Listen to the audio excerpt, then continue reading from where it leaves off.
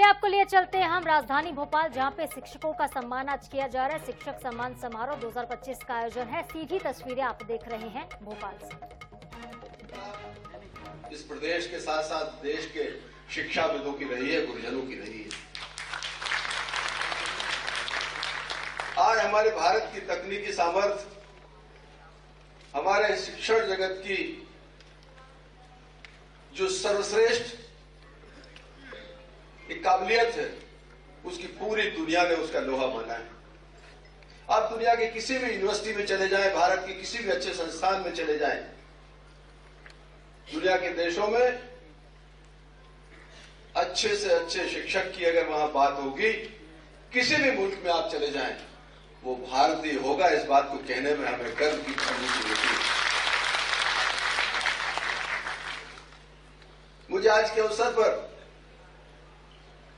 अगर मैं शिक्षा विभाग की जिम्मेदारी माननीय मुख्यमंत्री जी के आशीर्वाद से यहां पर निभा रहा हूं, तो मुझे लगता है अतीत में जिन गुरुजनों, जिन शिक्षकों के आशीर्वाद से हम सबको ज्ञान मिला, अपने पैरों पर खड़े होकर आगे बढ़ने की जो सामर्थ्य मिली, शायद उनको अगर हम आज याद नहीं करेंगे तो हम न्याय नहीं करेंगे।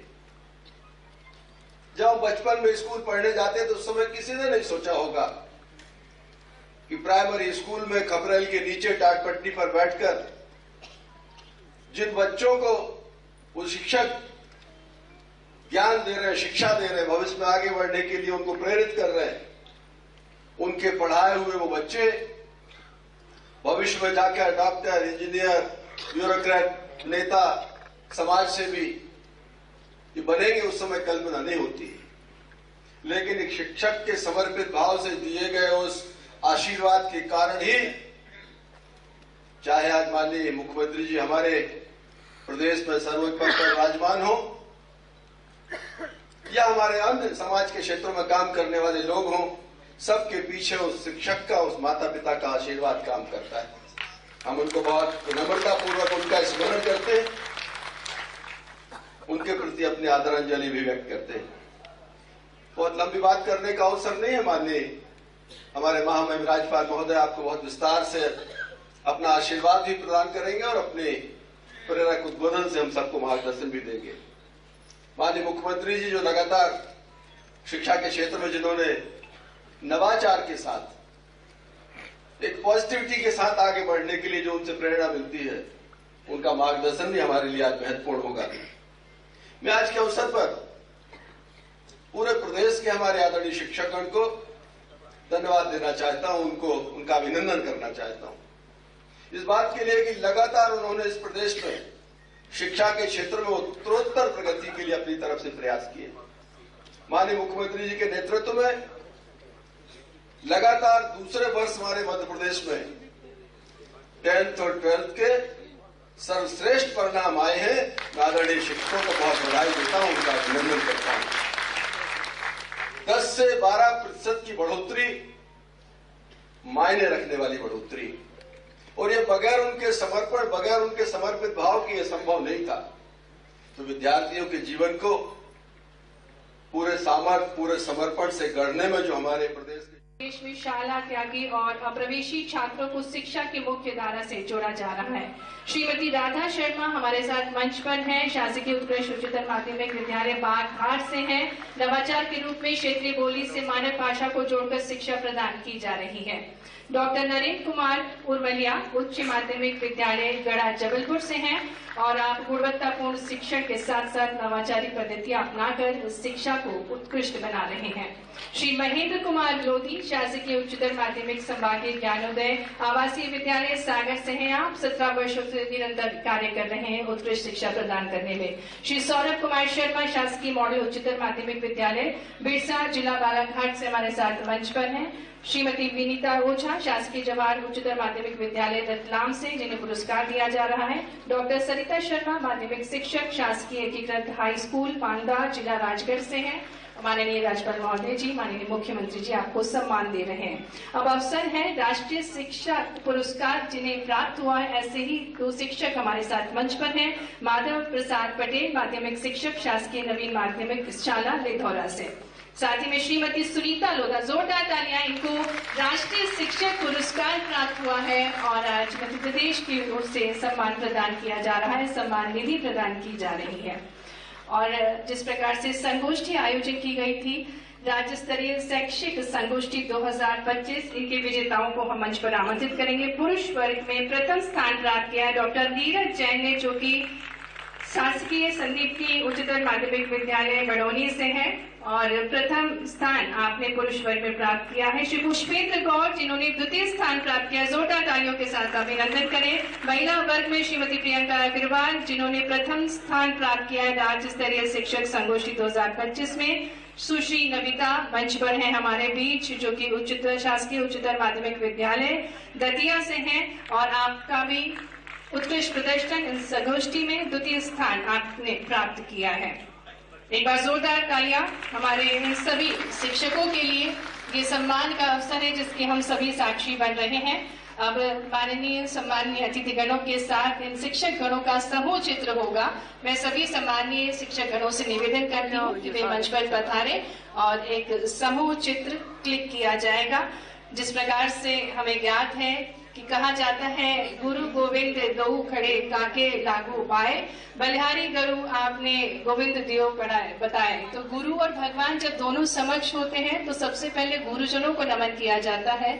आज हमारे बीच ऐसे ही बहुत ही महान गुरुजन हैं जो कि एक समाज का निर्माण कर रहे हैं, व्यक्तित्व का निर्माण कर रहे हैं। एक बार जोरदार तालियां इन सभी सम्मानीय शिक्षक गणों के लिए जिन्हें आज सम्मान प्राप्त हुआ है माननीय राज्यपाल महोदय जी, माननीय मुख्यमंत्री जी के शुभ कर कमलों द्वारा।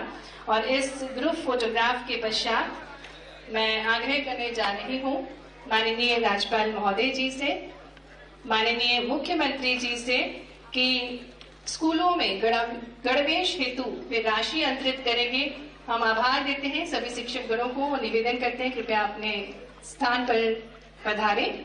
आगे बढ़ते हुए आग्रह करने जा रहे हैं माननीय राज्यपाल महोदय जी से, माननीय मुख्यमंत्री जी से कि वन क्लिक के माध्यम से विद्यार्थियों को गणवेश की राशि अंतरित करने के विद्यार्थियों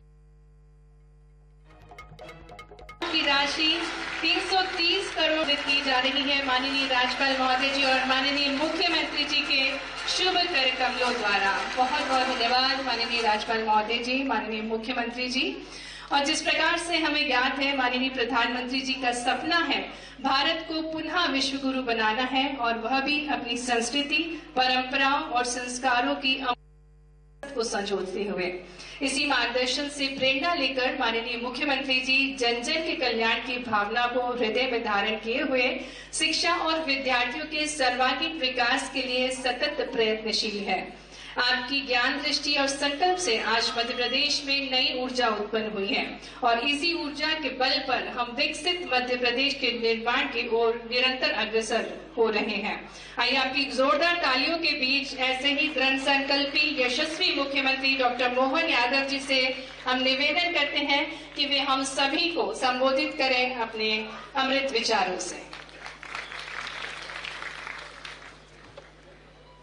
राज्य स्तरीय शिक्षक सम्मान समारोह के आज के इस गरिमामूल कार्यक्रम के हमारे बीच मुख्य अतिथि माननीय महामहिम मंगोई पटेल साहब, माननीय मंत्री स्कूल शिक्षा एवं परिवहन श्रीमान राव उदय प्रताप सिंह जी, माननीय मंत्री सहकारिता एवं खेल श्रीमान विश्वास सारंग जी, इस अवसर पर माननीय मंत्री श्रीमती कृष्णा गौर जी, माननीय महापौर मालती राय जी, माननीय विधायक श्रीमान पूर्व प्रोटेम स्पीकर रामेश्वर शर्मा जी, हमारे संगठन के महामंत्री और माननीय विधायक भगवान दास शर्मा जी, हमारे हिंदी ग्रंथ अकादमी के डायरेक्टर माननीय अशोक कड़ेल जी, इस अवसर पर मौजूद सभी सम्मानित अलग अलग श्रेणी के समस्त शिक्षक वृंद, दो राष्ट्रीय शिक्षक दमोह से श्रीमती शीला पटेल जी,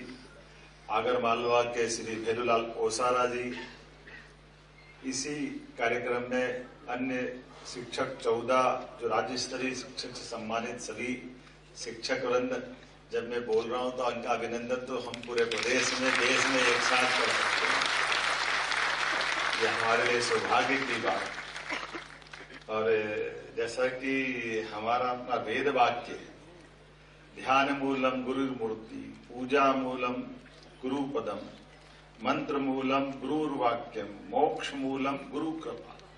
वाकई ये अपने आप में इस ध्येय वाक्य में ध्यान का आधार गुरु का स्वरूप, पूजा का आधार गुरु के चरण, मंत्र का आधार गुरु के वचन और मोक्ष का आधार गुरु की कृपा। हमारे लिए गुरु को कब कब कैसे कैसे गाया गया, जिनके लिए जिस प्रकार से हम देखें और ज्यादा हम अगर इसमें भी न जाएं तो हमारे लिए लाखों साल पहले का और 5000 साल पहले के दो उदाहरण हमारे अपने सामने, आंखों के सामने वो दृश्य रेखांकित कर देते हैं। भगवान श्री राम का काल याद करें। भगवान श्री राम अपने घर में है, अपने महल में है, राजा जनक राज्य कर रहे हैं, लेकिन गुरु विश्वामित्र अगर पधारते हैं और गुरु विश्वामित्र पधारने के पहले गुरु कितना विचार करते हैं, ये उदाहरण ध्यान में आता है।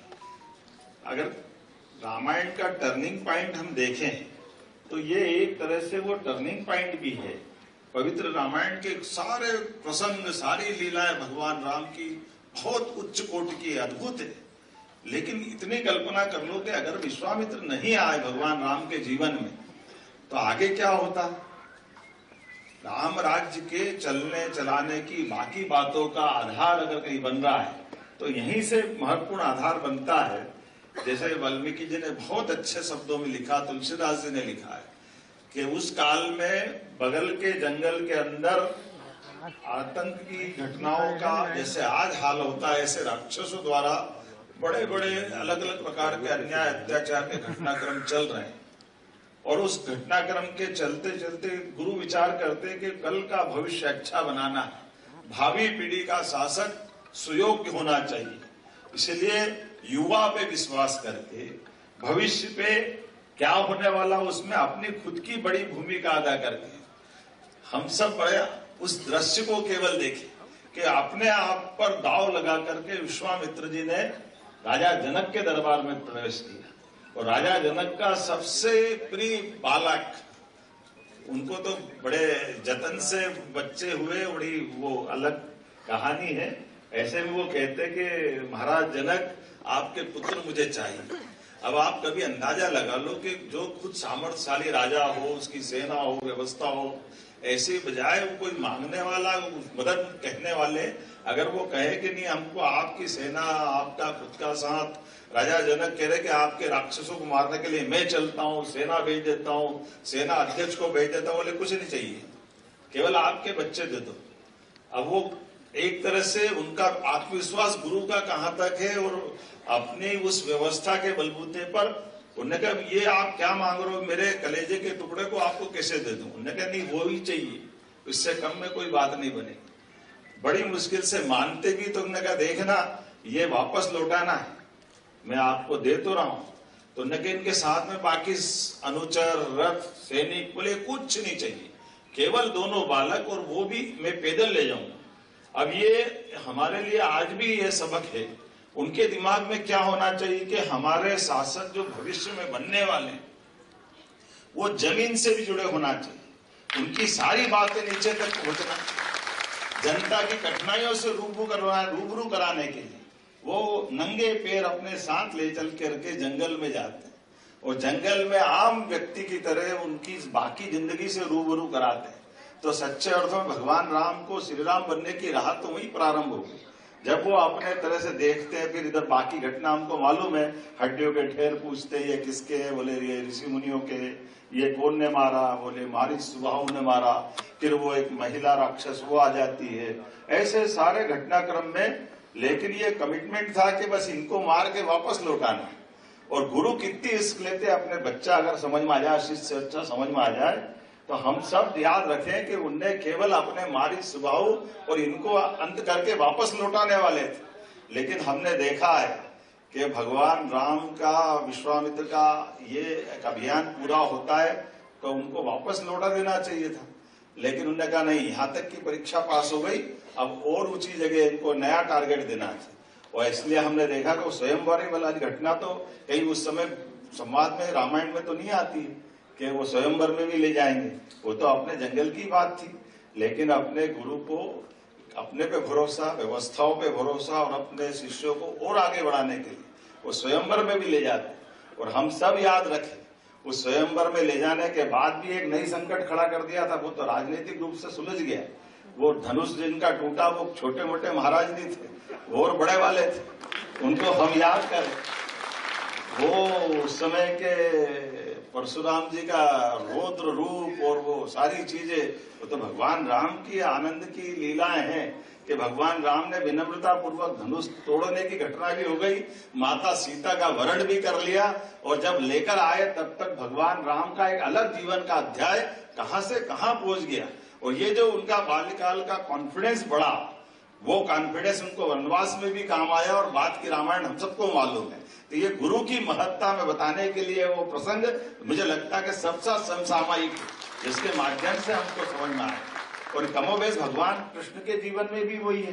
कंस को मारने के बाद जब भगवान कृष्ण उज्जैन में अध्ययन करने आए और सांदीपनि जी के संपर्क में आए, और सांदीपनि जी के संपर्क में आने के बाद उनके पुत्र को लाने के लिए परशुराम जी के पास फिर भेजते हैं। आपके बाद परशुराम जी खुद सुदर्शन चक्र देते, उससे वो अपने आतंकवादी तत्कालीन द्वारका के पास के उस यम नाम की जाति, अब हम गलती से, ये आज जामनगर हो गया गुजरात का, ये पुराना यमनगर है, जिसके आधार पर वहां भी युद्ध लड़ते हैं और भगवान अपने गुरु पुत्र को लेकर के अपने आचार्य को लौटाते हैं। और उसके बाद में सुदर्शन चक्र और वहां से मिलने वाला पांचजन्य जीवन भर भगवान की धरोहर बन करके एक अलग रूप में ले गए। जब भी जीवन का सबसे बड़ा कष्ट आया तो उनने उंगली ऊपर करके भगवान के आशीर्वाद को तो पाया, जो सुदर्शन चक्र के रूप में जीवन भर लिया। मोदी जी भी सुदर्शन चक्र तो बना रहा है, जोरदार अभिनंदन करें। आज के दौर में दुश्मनों से सुरक्षा के वो सुदर्शन चक्र से आज के सुदर्शन चक्र तक ये गुरुओं का प्रसाद ही तो है। इसलिए भारत ने अपनी राह हमेशा विश्व गुरु की बात कही। तो गुरु के माध्यम से कहीं हम किसी को अपनी संस्कृति में दबाने की, किसी को डराने की, इस बात में विश्वास नहीं करते। जियो और जीने दो की बात करते, और शिक्षक के माध्यम से मानवता को संस्कार देने की बात करते। आज के जमाने में एआई का जमाना हो सकता है, रोबोट का जमाना हो सकता है, ये मशीनें तो बहुत अच्छी से अच्छी बना सकते, लेकिन संस्कार तो गुरु ही दे सकते हैं। ये संस्कार हमारी परंपरा से ही आते, और ये आज से नहीं हजारों साल से आते। तक्षशिला, नालंदा, विक्रमजीत शिला, ये सारी चीजें हमारी इन प्रबंधन से यही तो निकल के आते हैं। और इसलिए ये जो शिक्षक दिवस की शुरुआत भी अगर हुई तो शिक्षक दिवस की शुरुआत हमने तो अपनी गुरु पूर्णिमा पे उसका आनंद लिया है, लेकिन सर्वपल्ली राधाकृष्णन ने अपने उपराष्ट्रपति का कार्यकाल पूरा गुजारने के बाद अपने लिए जब उनका जन्मदिन मनाने लोग आए तो उन्होंने कहा मेरा मत मनाओ, मेरा जन्मदिन तो केवल ये शिक्षकों का सम्मान कर दो। तो अपना जन्मदिन मनाने के बजाय उनने अपने जन्म दिवस पर शिक्षकों का सम्मान कराया, तो पूरा देश तब से शिक्षक दिवस मनाने लग गया। ये हमारे लिए सौभाग्य की ये परंपरा तब से चली आ रही है। और आज के इस अवसर पर जब इतनी अच्छी उत्कृष्ट परंपरा के आधार पर हमारे राज्य के अंदर ये दोनों बड़ी बड़ी घटनाओं का साक्षी मध्य प्रदेश है, भगवान राम के जीवन में बदलने का और उसके बाद चित्रकूट में साथ गुजारने का, भगवान कृष्ण का जीवन भी हमारे साथ ही एक तरह से उनने इस दौर से निकाला। और एक तीसरा गुरुपाद पूज्यपाद हमारे ओंकारेश्वर में शंकराचार्य जी का जीवन भी हमारे यहाँ से ही बदला है। एक गुरु कहाँ से, कालीकट के पास केरल से एक बच्चा आता, छोटा सा बच्चा, और एक गुरु से आने के संपर्क में बाद वो कहाँ से हमने देखा सुना होगा कि पारस से सोना बनता है लोगों को छुआने के बाद। लेकिन हमारे पास तो पारस मणि कोई भगवान कृष्ण को श्री कृष्ण बनाती है, कोई शंकर को शंकराचार्य बनाती है। ये वो धरती है मध्य प्रदेश की जिसके आधार पर वो दुनिया बदल जाए, वो आनंद बदल जाए। तो मेरी अपनी ओर से आज के इस अवसर पर आप सबको बहुत बहुत बधाई। और जब शिक्षक दिवस की बात होगी और अपनी सरकार माननीय मोदी जी के आशीर्वाद से लगातार सब वर्गों का काम कर रही, माननीय महामहिम का आशीर्वाद भी इतना जबरदस्त है, जोरदार अभिनंदन करें माननीय महामहिम मनोहर पटेल साहब को। तो ऐसे में खाली बात से बात नहीं बनेगी, कुछ देना भी तो पड़ेगा। आज 55 लाख बच्चों को आज जब 330 करोड़ की राशि और गणवेश की मिल रही, तो एक बार उनका अभिनंदन करते हैं, उनके और जब शांतिबनी विद्यालय बन रहा है, शांतिबनी विद्यालय का उत्कृष्ट माहौल बन रहा है, भविष्य की चुनौतियां के आधार पर आप अपनी अपनी भूमिका अदा कर रहे हैं और 15 साल का सर्वश्रेष्ठ रिजल्ट आपने दिया, जोरदार अभिनंदन अपने आप के लिए। क्या स्कूल हमारे सरकारी है, आप कोई भी किसी का भी एग्जाम करा लो, सीबीएसई बोर्ड से भी चुनौती दिलाओ तो मध्य प्रदेश बोर्ड कम नहीं पढ़ रहा है, हमारे बच्चे भी आगे बढ़ रहे हैं। आप यूपीएससी हो, एमपीपीएससी हो, कोई एग्जाम हो, हर जगह परचम लहराता दिख रहा है। तो हमारा सरकारी प्राध्यापक, सरकारी शिक्षक उन सबसे बराबरी से मुकाबला कर रहा है। हमें इस बात का गर्व है। आपके साथ साथ सरकार भी गौरवान्वित हो रही है। आपके माध्यम से जब हमको ये आनंद मिल रहा है तो परमात्मा की दया है, आपके लिए भी तो आनंद आना ही चाहिए। तो आज के इस अवसर पर शैक्षणिक संवर्ग के सहायक शिक्षक, उच्च शिक्षक, नवीन शैक्षणिक संवर्ग के प्राथमिक शिक्षक, माध्यमिक शिक्षकों को चतुर्थ कर्मोन्नत वेतनमान दिया जाएगा। जब देने की बात आ रही है और 1,50,000 शिक्षक लाभान्वित, तो ताली ऐसी नहीं बजी जैसी बजना चाहिए। इन सभी शिक्षकों को हो सकता है अगली कैबिनेट तक 2025-26 में इसका लाभ देने के कारण से 117 करोड़ का लाभ आपको दिया जाएगा और ये भार हम पे पड़ेगा, लेकिन हमें उसका आनंद है। माननीय महामहिम के आशीर्वाद से हमारी सरकार सभी वर्गों की बेहतरी के लिए समान रूप से चल रही है। निश्चित रूप से आज का दिन इन पूरी व्यवस्थाओं के आधार पर बहुत महत्व का हो जाता है। पुनः मेरी अपनी ओर से शिक्षक दिवस की आप सबको बधाई।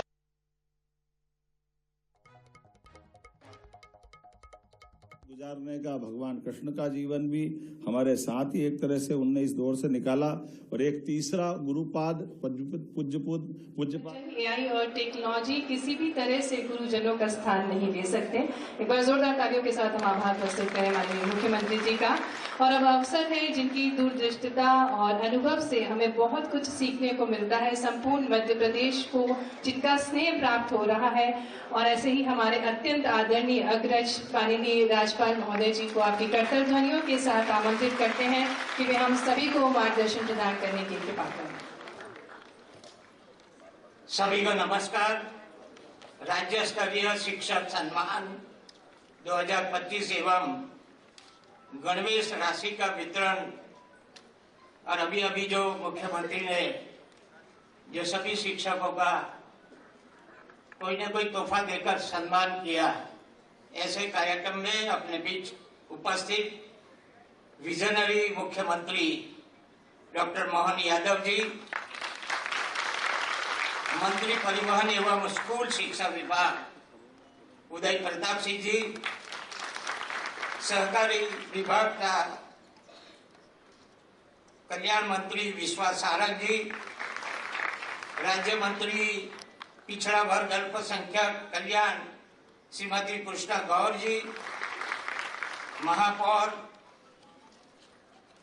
श्रीमती मालती राय जी, विधायक दक्षिण भगवान दास समरानी जी, विधायक रामेश्वर शर्मा जी, हिंदी ग्रंथ अकादमी अध्यक्ष अशोक जाडेजा जी, सचिव श्री महानिर्देशक जी, समस्त अधिकारीगण, उपस्थित महानुभाव भाई और बहनों, मीडिया के मित्रों, प्यारे बच्चों,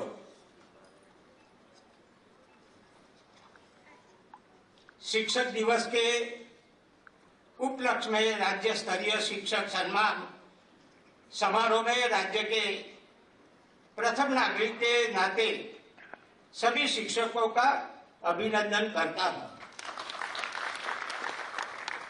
राष्ट्र के स्वतंत्रता आंदोलन के सेनानी, भारतीय संस्कृति के प्रबुद्ध पोषक, चिंतक और सहभाग डॉक्टर राधाकृष्ण जी की जयंती पर उनको नमन करता हूं। हर्ष है कि महान शिक्षाविद की जयंती पर उन शिक्षकों को सम्मानित किया जा रहा है जिन्होंने अपने कार्य की उत्कृष्टता द्वारा राष्ट्रीय शिक्षक पुरस्कार 2024 और 2025 राज्य स्तरीय शिक्षक पुरस्कार प्रति से सम्मान प्राप्त किया है। समाज के निर्माता शिक्षक होते हैं। वह भावी पीढ़ी को संस्कार, ज्ञान और कौशल प्रदान कर उनके व्यक्तित्व का विकास और चरित्र निर्माण करते हैं और भावी जीवन की सफलता के लिए तैयार करते हैं। समारोह राष्ट्र निर्माता शिक्षकों के देश समाज के निर्माण में उनके समर्पण और निष्ठा के प्रति देशवासियों का आभार प्रदर्शन है। शिक्षा वह शक्ति है और साधन है जो राष्ट्र को ज्ञान, कौशल और जीवन के मूल्यों से संस्कारित कर राष्ट्र को सामाजिक आर्थिक विकास के लिए सक्षम बनाती है। मुझे कहते हुए गर्व है कि हमारे यशस्वी प्रधानमंत्री श्रीमान नरेंद्र मोदी जी ने विकसित भारत निर्माण में शिक्षकों की भूमिका को नया आयाम प्रदर्शित किया है। उन्होंने देश की स्थानीय वैश्विक जरूरतों और दुनिया की ज्ञान की महाशक्ति भारत को बनाने के लिए दूरगामी छात्र केंद्र राष्ट्रीय शिक्षा नीति तैयार कराई है। राष्ट्रीय शिक्षा नीति संभवतः आजादी के बाद शिक्षा के क्षेत्र में सबसे अभिनव प्रयास और राष्ट्र का जन भावनाओं का जीवंत दस्तावेज है। यह देश की कई बातें मैं यहाँ करना चाहता हूं, मगर कभी कभी आज के सभी पेपर में देखो शिक्षकों की बहुत सी तारीफ किया है। बड़े बड़े नेताओं ने भी आज अपना गुरु को याद किया है। गुरु ने भी कुछ न कुछ अपने शिष्यों के लिए कुछ न कुछ कहा है। आज मुख्यमंत्री जी के गुरु ने भी उनको जो दिया है कि पहले से हमारा बच्चा कैसे तैयार हो, आज